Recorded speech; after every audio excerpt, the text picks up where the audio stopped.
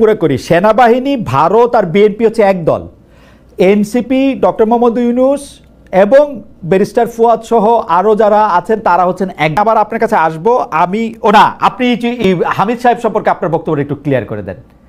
আচ্ছা, হামিদ সাহেবের ব্যাপারে একটা হচ্ছে যে আমি তাকে একটা অবৈধ সংসদের অবৈধ প্রেসিডেন্ট মনে করি, পলিটিক্যাল স্টেটমেন্ট, কিন্তু এর মানে এইটা না যে নাগরিক আকারে সে দেশের বাইরে যেতে পারবেন অথবা ঢুকতে পারবেন, যে কোনো ফর্মে যাওয়া আসার ব্যাপারে তার যদি কোনো নিষেধাজ্ঞা না থাকে তাকে তো আপনি এটা মানা করতে পারেন না। সে যদি ফৌজদারি অপরাধ করে থাকে তাকে আপনি জিজ্ঞাসাবাদ করবেন, তাকে পুলিশ কাস্টাডিতে নেবেন, তাকে বিচারের মুখোমুখি করবেন, কিন্তু যে সে বাংলাদেশের নাগরিক তার দেশের বাইরে যাওয়া ফিরে আসার এখতিয়ারে তো আপনি হাত দিতে পারেন না। আচ্ছা বেরিসে ফুয়াদ, তাহলে আমার এটা শত্রুর প্রতি আমাকে ইনসাফ করতে হবে। রাইট, তো বেরিসে ফুয়াদ এইটা আমার একটু বুঝায় কোন তো, তাহলে উনি যখন চলে গেছিল একটা তদন্ত কমিশন কেন হয়েছিল, উনি চলে গেছেন কেমনে? উনি কি তখন এটা দেখেন নাই যে তাকে গ্রেফতার করা হবে? সাসপেন্ড হইছে।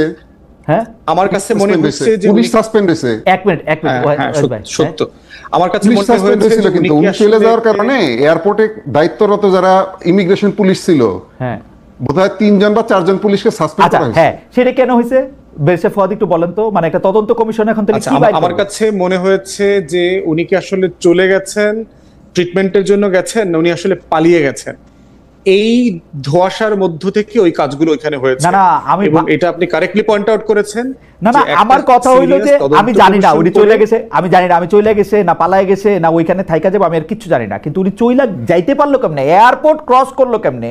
গল্পটা আসছে এরকম যে ডক্টর মোহাম্মদ ইউনূসের চোখে ধুলা দিয়ে সরকারের ভিতরে একটি সরকার, সম্ভবত সেনাবাহিনী, তাকে পার করে দিয়েছে এবং এর জন্য একটি তদন্ত কমিশন হয়েছে। 3 জনের চাকরি চলে গেছে, 4 জনের বিরুদ্ধে অ্যাকশন নেওয়া হয়েছে। কেন ওই সময় পয়লা দেখেন না যে তার আসলে বিদেশ গমনে বাধা নাই? এই যে হাইপ, এখানে হাইপ আছে না, এখানে কোনো হাইপ নাই ভাই। আপনি সরাসরি বলেন একটা অযোগ্য, অসমর্থ এবং একটা খুবই মানে কি বলবো, একটা হুইম দিয়ে পরিচালিত একটা সরকার, পপুলিস্ট সিদ্ধান্ত ছাড়া কিছু নিতে পারে না এবং ধমক দিলে ভয় পায় না। বিএনপি যদি চাইতো ডিসেম্বর মাসে ইলেকশন করাইতে পারতো, আরেকটা ধমক দিলে ডিসেম্বরেই করতো। এটা লম্বা আলোচনার বিষয়, আলোচনা এখন দরকার নাই, যেহেতু দুই পক্ষ এখন আলোচনার টেবিলে আছে। তো আমার মনে হয় যে এটা আলোচনার ভিত্তিতে নির্বাচনের দিন তারিখ ঠিক করা যাবে।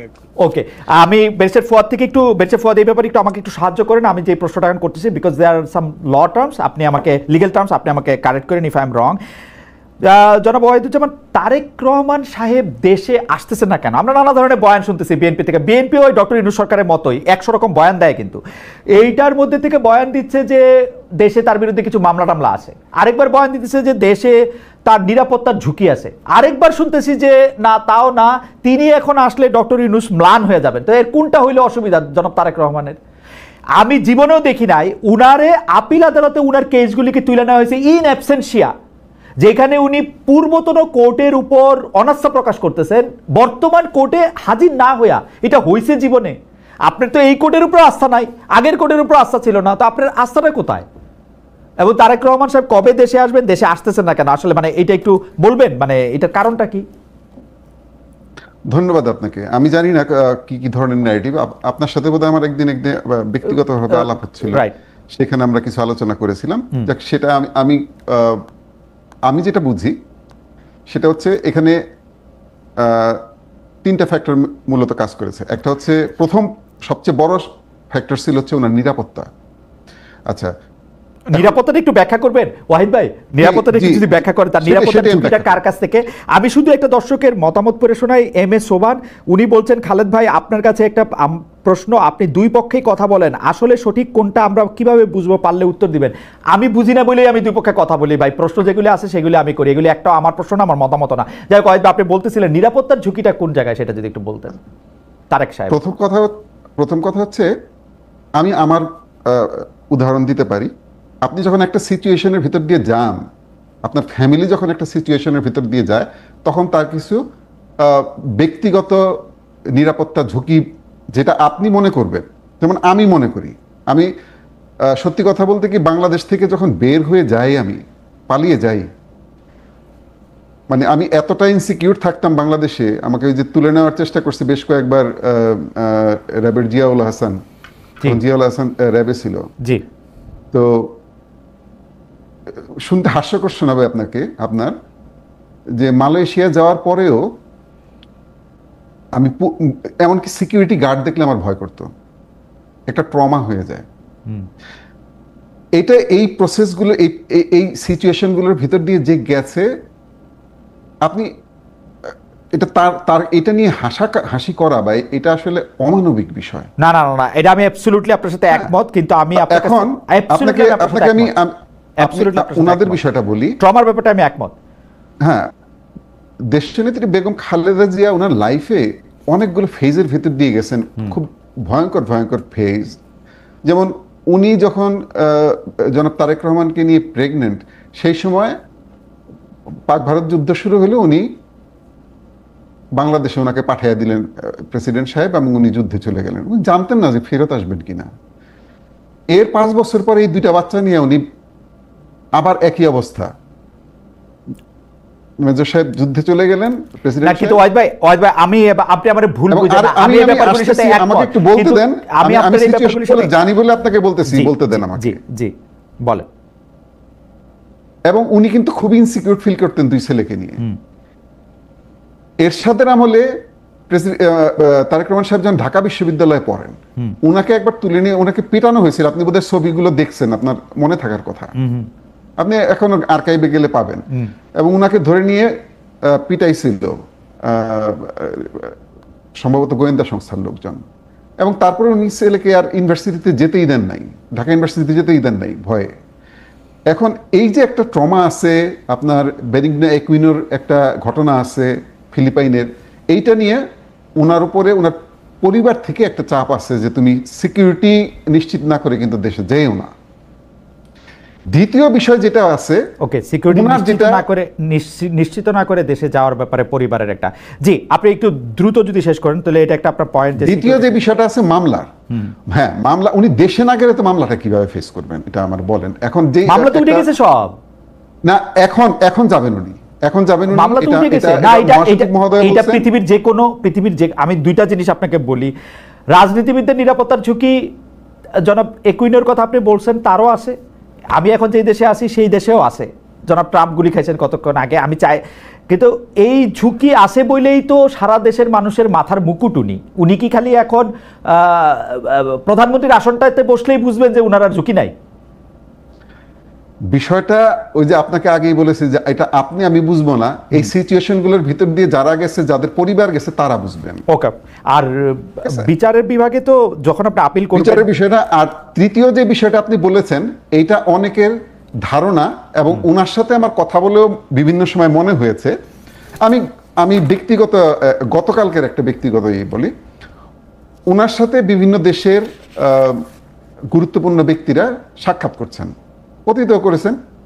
উনি এগুলো ছবি কখনোই সোশ্যাল মিডিয়ায় দিতে দেন না, এবং আমার হাতে যখন কখনো চলে আসলে উনি পার্সোনালি গতকালে ফোন করছেন উনি যে আপনি এটা কিন্তু এখন দিয়েন না। কারণ হচ্ছে যে আমার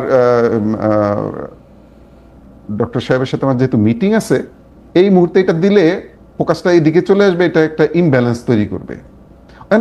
উনি প্রত্যেকটা মানুষের তার নিজের মতো, আপনি সব গ্রামার দিয়ে সবকিছু সেট করতে পারবেন না। উনি হয়তো চান যে, আমার যেটা মনে হয়েছে যে এখন যদি যান, এই যে কথাটা অভিযোগটা আপনারা করলেন, হাসাহাসি করলাম আমরা, যে আমার কাছে তদবির করবে, তার মানে মানুষ বুঝতে পারছে বিএনপি পাওয়ারে চলে আসবে, বিএনপি সবাই তার পক্ষে। এখন হলো বাড়তি একটু প্লেন ভাড়া খরচ হইতেছে ওয়াহিদ ভাই, মানুষ লন্ডন গিয়ে ওনার কাছে তদবির করে আসতেছে। শফিক সাহেব গেছে, সবাই যে ইউনূস সাহেব গেছে, দেখা পায় না, শফিক সাহেব গেছে না, এই যে শফিক সাহেব ইউনূস সাহেব পায় না না না না না না। আমি অনেক এই বিষয়গুলো আমি সাক্ষী। আচ্ছা, তাহলে আপনার কাছে করে যে উনি বলেন যে আপনি এখানে আসছেন কেন, প্লেন ভাড়া দিয়ে আসছেন কেন, ঠিক আছে, গুলশান অফিসে যে আমার সাথে স্কাইপে বসেন নাই কেন, এত খরচ করছেন কেন, এবং দেখাও করেন না। ওকে, আমার আচ্ছা ঠিক আছে, দেখা যায় জুমার নামাজ পড়তে যায় ওনার সাথে একটা ছবি তুলে আসে। হ্যাঁ, বুঝতে পারছেন?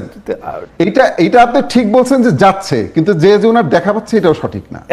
আচ্ছা ঠিক আছে, আমরা আপনাকে ধন্যবাদ জানাই জনাব একে ওয়াহিদুজ্জামান। আমরা একদম শেষ পর্যায়ে চলে আসছি। আমার শেষ প্রশ্ন ব্যারিস্টার ফুয়াদের কাছে, সেটি একটি হলো, আপনি জুলাই হত্যাকাণ্ডের বিচার প্রক্রিয়া নিয়ে আপনি আমাদের অনুষ্ঠানে বলতেছিলেন, কিন্তু সম্প্রতি আপনি বলেছেন যে বিচারের যে ন্যূনতম গ্রহণযোগ্য মান সে ব্যাপারে কোনো প্রকার আপোষ করা যাবে না।